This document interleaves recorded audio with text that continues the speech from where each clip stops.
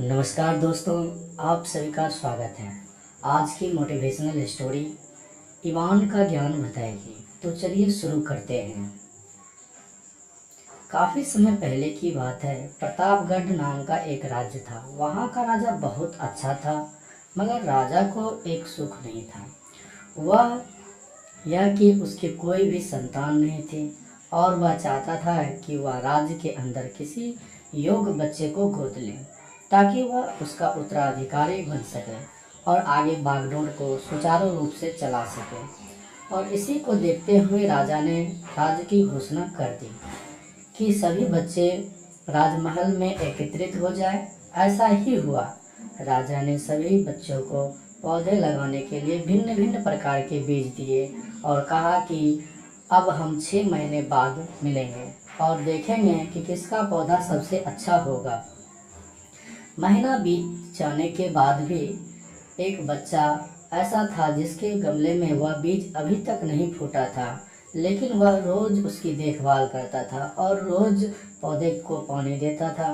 देखते ही देखते 3 महीने बीत गए। बच्चा परेशान हो गया। तभी उसकी माँ ने कहा, बेटा धैर्य रखो, कुछ बीजों को फलने में ज़्यादा वक्त लगता है। और वह पौधे को सींचता रहा।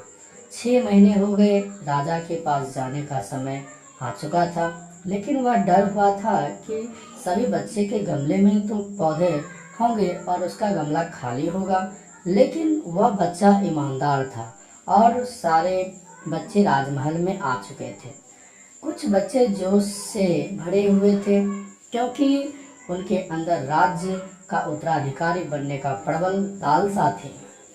अब राजा ने आदेश दिया कि सभी बच्चे अपने अपने गमले दिखाने लगे, मगर एक बच्चा सहमा हुआ था क्योंकि उसका गमला खाली था।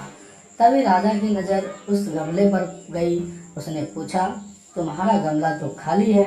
तो उसने कहा, लेकिन मैंने इस गमले की 6 महीना देखभाल की। राजा उसकी ईमानदारी से खुश था कि उसका गमला खाली है, फिर भी वह हिम्मत करके यहाँ तक आ गया। सभी बच्चे के गमले देखने के बाद राजा ने उस बच्चे को सभी के सामने बुलाया। बच्चा सहम हो गया और राजा ने वह गमला सभी को दिखाया। सभी बच्चे जोर से हंसने लगे। राजा ने कहा, शांत हो जाइए, इतने खुश मत होइए।